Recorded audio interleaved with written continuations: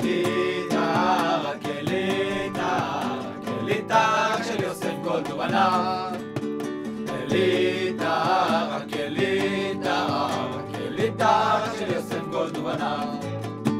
אליטה רק מזוקק על פי המתכון המסורתי של משפחת גולד מאז 1824. אליטה, רק אליטה, רק אליטה של יוסף גולד ובניו. אליטה, רק אליטה, רק אליטה של יוסף גולד ובניו.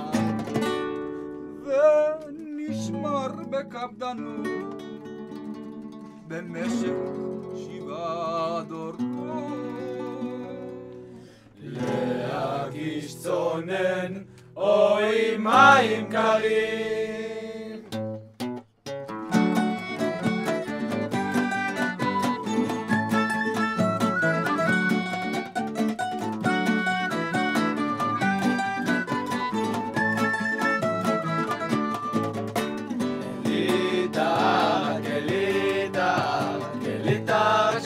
גולד ובניו.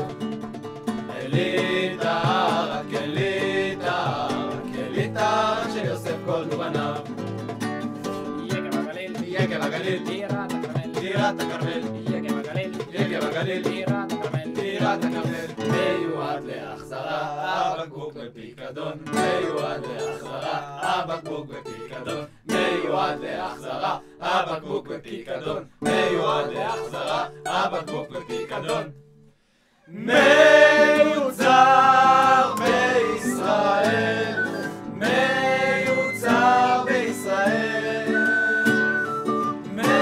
מיוצר בישראל, מיוצר בישראל.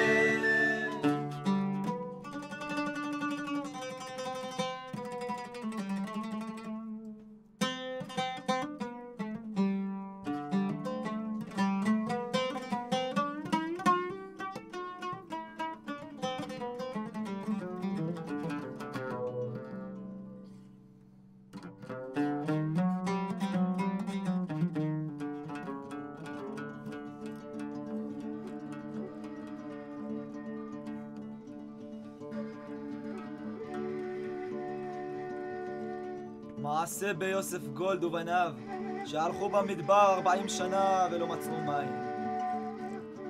לילה אחד בעוד הם מבכים את מר גורלם, וואלה, נפל עליהם בקבוק מן השמיים.